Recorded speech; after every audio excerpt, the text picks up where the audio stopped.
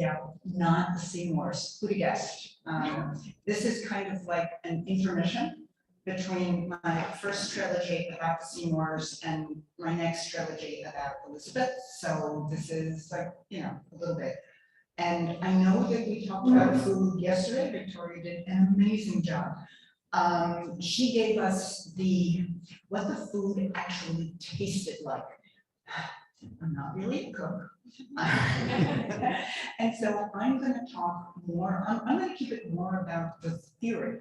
And, you know, I'm going to keep it very intellectual as opposed to tasting. And it's very detailed. So I will be referring to notes because you'll see when I get into it.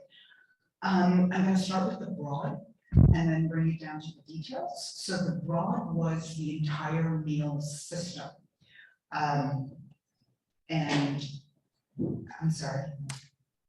Oh, that's the slide that should have been there. We're going to start with this one. Yes, I know they're Spanish. The same way we don't like being photographed while we're eating, they didn't like it either. There aren't a lot of slides of people at dinner. So putting that out there. Point being that it was common throughout the entire world, well, Europe at the time, that people ate 2 meals a day. Dinner, which was at midday, 11 to 12, and then supper around 5. Dinner was the bigger deal. Supper was a little bit more leftovery from what you had eaten already. The meals would have been served on a large banqueting table in a house's great hall. The nature of that table changed over the course of the Tudor era. Earlier in Tudor times, it would simply be a board resting on wooden trestles. Now, again, not a lot of meal photos. I'm using this photograph to suggest the trestle and the table on top of that. So the reason they did that was that in early castles, early manor houses, early Tudor spaces, living spaces were small. They were at a premium. If you've been to like Tudor Castle, you look at it and you go, I thought this was going to be a lot bigger. You know, you see Anne Boleyn's bedroom and it's relatively small. So this gave the opportunity to just not use up a lot of the space. This was, fun fact, the origin of the rule about keeping your elbows off the table, because the trestle was, the board was not actually, you know, or fastened to the trestle. So if you put your elbows down, the food could go flying. So there you go. As the era went on, houses became larger, and point being, if you think about like the Elizabethan homes, like Kenilworth, Hardwick Hall, you know, all of a sudden they're getting really big. And partway through, we start to see actual tables. This is a picture from 1540. It is an early table, but here you go. You have like the large banqueting table. Anyway, the whole household would eat together. If it was a very large household, they would eat sequentially. The lord and lady, with their guests and attendants, would eat first at the top table. Servants would eat what was left, senior servants first, then juniors. Any food that was left over was given to the poor. So here, I'm sorry. It's strong.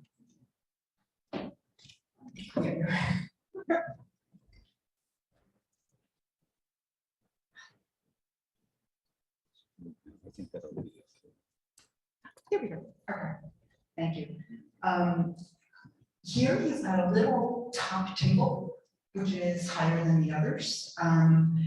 As you can see, the place settings were indicated by a trencher, which could be made either of wood or stale bread. We'll get to that. And a napkin, which you would place over your shoulder, your left shoulder with a little flick. Because that was where the devil sat, and you had to put him in the face. You wouldn't see cutlery because you were expected to bring your own, and everyone did. And I did not know that I was supposed to do, your things were,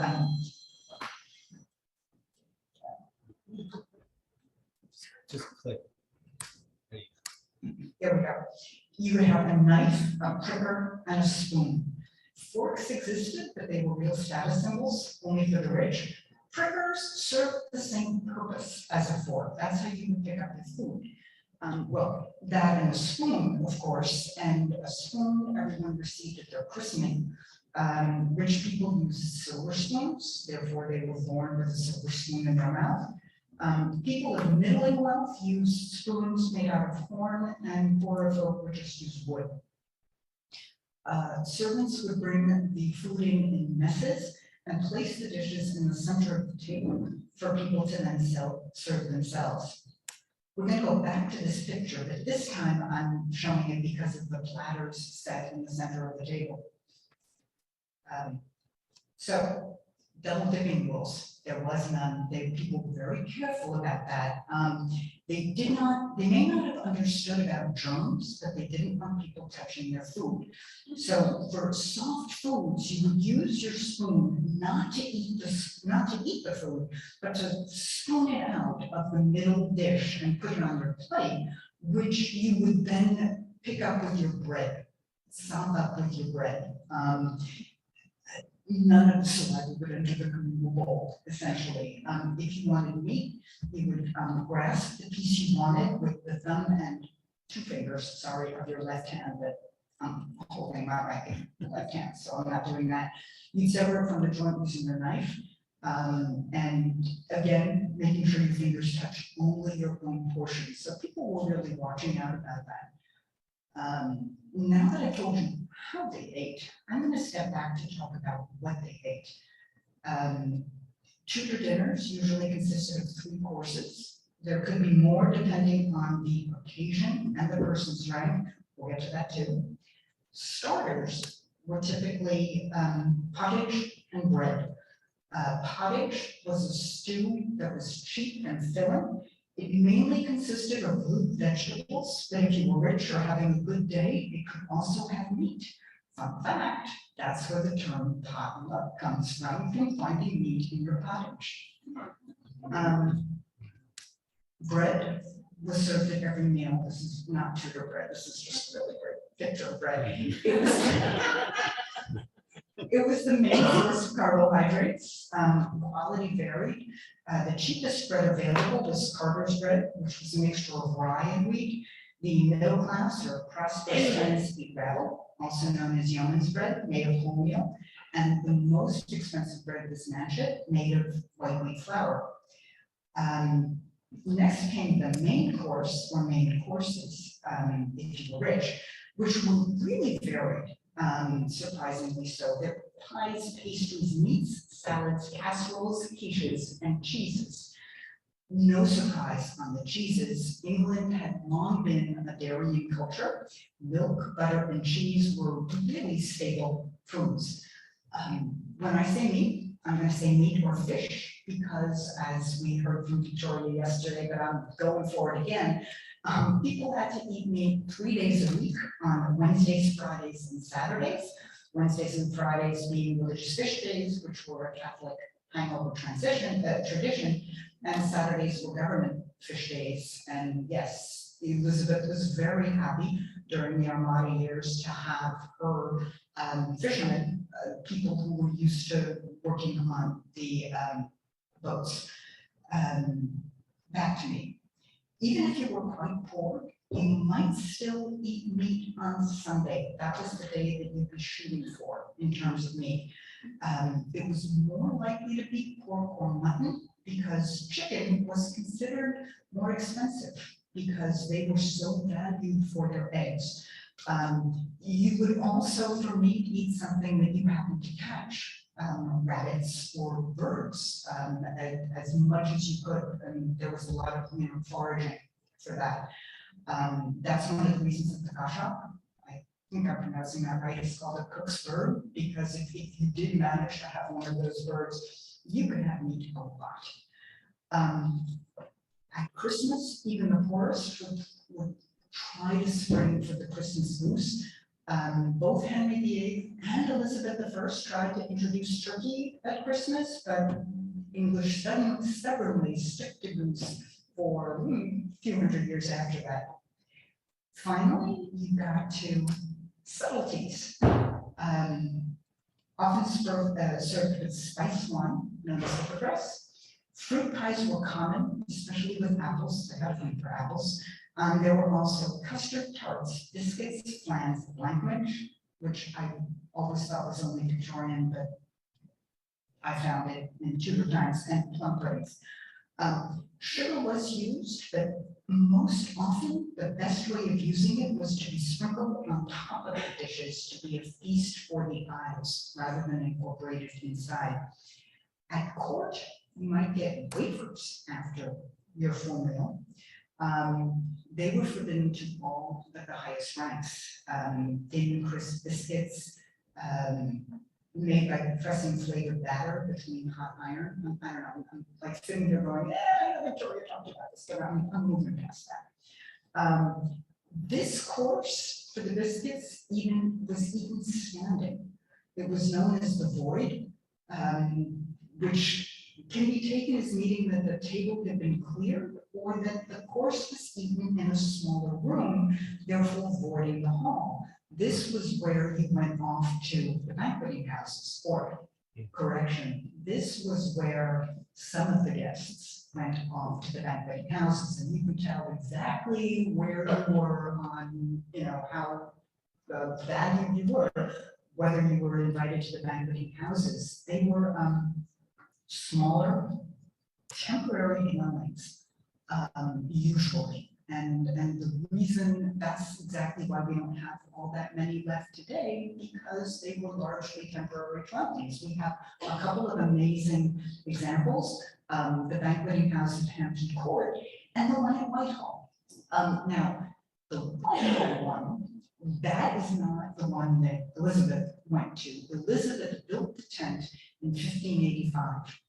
And when James came to the throne, he liked the space and so rebuilt the tent as the banqueting house. So I'm going to guess that he made it a little bit, more intense, but that was the thing. I just mentioned a lot of foods. You would not get them all at a single meal unless you were at court. You probably know about the sumptuary laws as they relate to clothes. Like this one. This is the sumptuary law as it relates to clothes. They did not bother, or I could not find the part of the text that related to food, but it was absolutely there. You were regulated in terms of the number of dishes that could be served per course per meal. And a dish contained a set amount of a particular item, so you couldn't really cheat over there. One swan, one bustard, one peacock, that was one dish, and those were also dishes that were only eaten by the very high ranks. But you could get away with 4 smaller fowl or 12 very small birds, such as larks. A cardinal could serve 9 dishes. Dukes, marquises, bishops, and earls could serve 7. Lower ranking lords could get 6, and the gentry class, and this was defined as an income between 40 and 100 pounds a year, could serve 3. The poor it typically had only a single dish per course, so 3 dishes for the entire meal. A typical meal for them would consist of dark bread, Parker's bread, and pottage, your standard starter, cheese rather than meat, and then maybe a bowl of curds. You didn't want the higher ranks to feel deprived if they went out to visit someone else. So you could serve the number of dishes that related to your highest ranking guest. And weddings were also exempt. You could go nuts the same way we do today. You could go nuts, which is a good time to bring us to food itself. I know we usually think of spices as too expensive for common use, but spices were actually characteristic of Tudor and even medieval times. According to Bruno Larieux, a food historian specializing in medieval times, 3/4 of the recipes that we still have and that existed then had spices. People ate a lot of spices, mainly for social distinction, but because the spices were obviously expensive, but also because of medical ones. Spices were supposed to make digestion easier and balance the humors. Before we get to humors, I want to stick a little bit more on medicinal spices. We had another food historian, Florent, who studied the huge coincidences between spices and the dietary advice given in health books. So the medieval gastronomy, we had the cardamom eases digestion, cinnamon was for respiratory and digestive ailments, cloves were an antiseptic, and also to ease child delivery, coriander reduced fever, and it really goes on because people knew about spices and incorporated them in foods, but they incorporated them even more than for specific ailments. They also had the detailed medical imperatives coming from humors, and that really dominated your food choices. So I'm going to start in Tudor times. Medical theory was still rooted in the beliefs of a Greek doctor called Galenus, who lived in the Roman period. Hippocrates had noticed that health was influenced by humors. Galen really kind of got this down. So the human body is made up of 4 elements, or believed to be: air, which was hot and wet; fire, which was hot and dry; earth, which was cold and dry; and water, which was cold and wet. These elements manifested in the 4 liquids of the body. Blood corresponded to air, yellow bile, fire, black bile, earth, and phlegm, water. These were the humors. Every single person had a different humoral balance based on a combination of a lot of factors. So first, physical characteristics. Blood and air corresponded to a reddish complexion and pretty skin, and also a tendency to put on weight. Yellow bile or fire corresponded to yellow skin, red hair. Black bile or earth corresponded to black hair and black eyes, rather thin with a gray complexion. And phlegm or water corresponded to white hair, thin and limp, pale complexion. These physical characteristics were not the only things that determined your humors. Temperament also. You could tell somebody's temperament by the humoral balance by their temperament. Blood and air, you were sanguine, enthusiastic, vigorous, social. Yellow bile or fire was choleric, bitter, short-tempered, and nervous.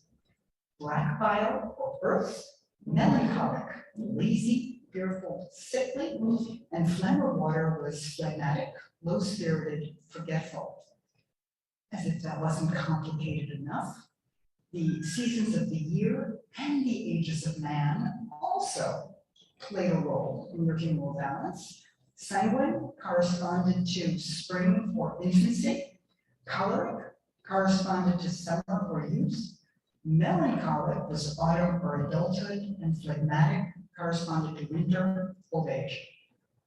That's so much, so I have a chart.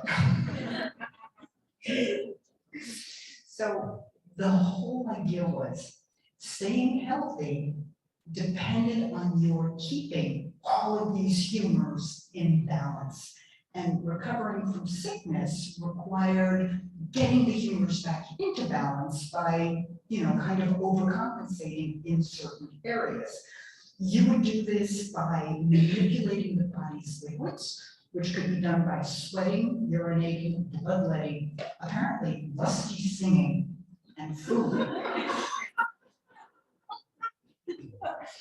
So I'm going to be sticking with food. Here are the basics. Each character is drawn to the foods that represent their own humor. So sanguine, which is hot and wet, likes meat with sauces and wine. Choleric, hot and dry, likes grilled meat or spices. Melancholic, cold and dry, likes roots coming from the earth. And phlegmatic, cold and wet, likes soup and raw vegetables. But here's the thing. You have to temper your tendencies with foods from the opposite quadrants. And that's where, oh, here we go. So you've got, for example, a phlegmatic that's cold and wet would be sure to drink wine, which was a choleric drink, created direct opposite humor, because it goes, and other hot, dry elements. That wasn't the only, I know it's really hard to see, there's a lot of stuff on there. You also needed to eat opposite to other things that could influence your humors. So just as your emotions made you a certain humor, when you experienced other emotions just because of stuff that happened, that was affecting your humor. So when people were sad, you were creating cold humors in your bodies because these emotions were associated with black bile. So hope and friendliness were associated with a sanguine nature. Anger was choleric, forgetfulness involved phlegm, and whenever you were experiencing this, having a senior moment, you had to go and do something from the opposite quadrant. Same with the seasons themselves, since people needed to adjust their bodies to the effects of the weather. So in summer, and some of this came naturally.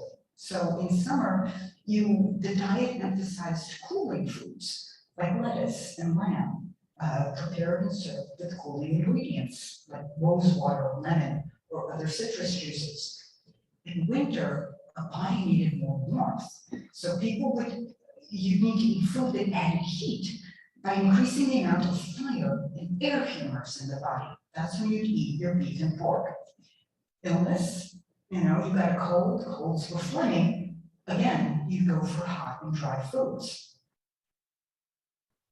The way of where foods entered into these different things were kind of decided by what people saw. So fruit grew on trees, came into contact with the air. Cattle were fed oats, which were hot and dry, so beef was hot and dry. Sheep ate grass, which was cold and wet, although sheep themselves were cold and dry. Go figure. Eggs were moist, though the yolk was hot while the white was cool. I'm sorry, I tried to go through my notes and change moist to wet every single time. There are a few holdovers, and I'm sorry about that. But so this is why so many dishes were served at court, because people had to choose what was helpful for themselves. So this is a page from the Eltham Ordinances, which Cardinal Wolsey promulgated in 1526, which sets forth the dishes for dinner and supper at Henry's court. This page is for a flesh day. There are different rules for fish days. And I'm going to do a quick analysis of the first course for a flesh day dinner. So here you go. You've got the cheap bread and the manchet. Remember, manchet was the highest quality bread made from wheat, which was hot and wet. Cheap bread was bread made from the second quality of flour. I'm guessing the difference between nobles and servants. Remember, everyone at court had the right to be fed. They were owed that by the sovereign. At the higher ups, but everyone got to sit down and get a meal. Beer and ale were cold. Wine was hot, flesh, dry for pottage wet. I have no idea what rumors are, nothing, I could not find them. Venison, hot and wet, in roux, cold and dry, or broth, red deer, cold and dry. Point being, you get the point, I'm not gonna go through the entire thing, but yes, I did do this, like looking at my little sheet the whole time. Point being, this was a full range of choices so that everyone could eat the food they needed for health. Now, even if you could not afford this many choices, you still were okay because you could balance the humors in specific dishes in a bunch of ways. And you probably started to intuit, although since I didn't go through every single one of them, maybe I, surprise, that I'm going to get more detailed now. So how you cooked a dish played a role. So roasting a dish made it dry and warm. You heated it up. Boiling it cooled it off and moistened it. For animals, when you ate them in their lives could affect their humoral influence. So veal was hot and wet, but beef was cold and dry. A kid goat was hot and dry, but a mature goat was hot and wet. Pigs stayed cold and wet throughout their lives, interestingly enough. The biggest and easiest way to change the balance of humors was by adding other elements. That was really easy to do with spices and condiments, and a lot of these combinations remain with us today. Pork, which was cold and wet, was usually paired, or often, depending on what you were trying to do. If you were trying to make a neutral dish, you would pair it with mustard, which was hot and dry. Salmon, cold and wet, was paired with lemon, which was hot and dry. You could warm up turkey, which was cold and dry, with sage, hot and dry. Or you could add onion, which would be hot and wet. So you could, again, manipulate your dishes based on what you did. Trick was, a lot of spices were warming, not just mustard and black pepper, but butter, sugar, cinnamon, ginger. Does that sound familiar? The association between warming spices and foods eaten during the cold weather became so ingrained that became the correct thing to eat, and that is what became our traditional Christmas foods. Like fruit cake, which counteracts the cold of the dried fruit with the warmth of the spices, butters, and eggs. Before we all longed for a time when butter and sugar were considered health foods, there was one more factor that affected humors. Victoria mentioned it briefly, your class. And the thing was, farmers and laborers, they worked really, really hard all year round, and their activities produced heat. And so they needed to eat primarily cooling foods in order to maintain their health. So remember earlier when I said that a typical meal for a farmer was bread and pottage for the starter, cheese for the main course, and then curds for dessert? Well, pottage was usually filled with vegetables like beans, spinach, chard, pumpkin, zucchini. All of those were cold and wet. And dried beans, mushrooms, potatoes, and barley, which were cold and dry. Cheese was cold and wet, as were cheese curds, and there we go. So, yeah, this is complicated and not an exact science. Eating with or against your humor was good and bad. There was a lot of analysis and a lot of room for mistakes. So I'm going to play around. We saw this by yesterday. And, again, when I saw it yesterday, my first reaction when I look at this is, I don't look at the clothes. I want to look at the gold bars that Lady Gaga was wearing that echo the gold bars on my favorite portrait of Edward. I want to look at the little kids who, basically little tiny portraits that were going to focus on the food. I want to go right to what the children are eating, fruit. pure fruit, cold and wet. There is no sugar sprinkled on top of it to warm it up. So they must be hot by nature. So sure enough, they're little kids. Their age makes them sanguine. So does their looks. You know, you've got the little reddish cheeks and their healthy skin, and they've got little half smiles on their faces. So their temperament is also, you know, hot by nature. Very different from Lord Cobham. So I'm looking at his angry face and suggest that he's more choleric or yellow bile. And I was sitting here not understanding, like, well, how could he eat any of this? And then yesterday Victoria mentioned walnuts on the table. I'm like, yes! That's what he's going to be doing. The kids, triple sanguine, were eating the hot fruit, the golden fruit, and Lord Cobham got to go for his walnuts. I'll do this again with cookies of joy, and I am being shamed here right now because I was like, oh, there's no way that I can make enough cookies to give out to everyone over here. Yeah, well, here's the recipe.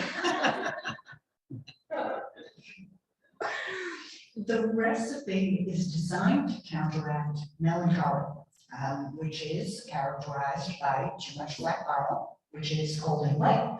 So all of the ingredients here are hot, and most of them are also dry. And, you know, the other thing I want to point out, oh my goodness, I made that small. I'm sorry. I will send the recipe to anyone who wants it. They had nutmeg, cinnamon, cloves in here. These also served as medicinal purposes, analgesic, respiratory issues, digestive, intestinal disorders. So fixing all of those certainly would have helped contribute to joy. And again, you look at the flavors, I'm going to guess that these cookies of joy were served around Christmas time. Because, you know, again, Christmas is falling in winter, you need to be promoting joy. You need to promote joy. And once again, I am going to argue that all of these butter and cinnamon and wonderful flavors are all health food. And I do have to tell the story. I was on a food-related panel with a woman who was talking about the Old West, and it turns out that one of their foods is alcohol. So, point being, if you take nothing else away from my talk today, take this as my gift, the ability to characterize butter, sugar, and alcohol as health foods. And on that note, let's go feast.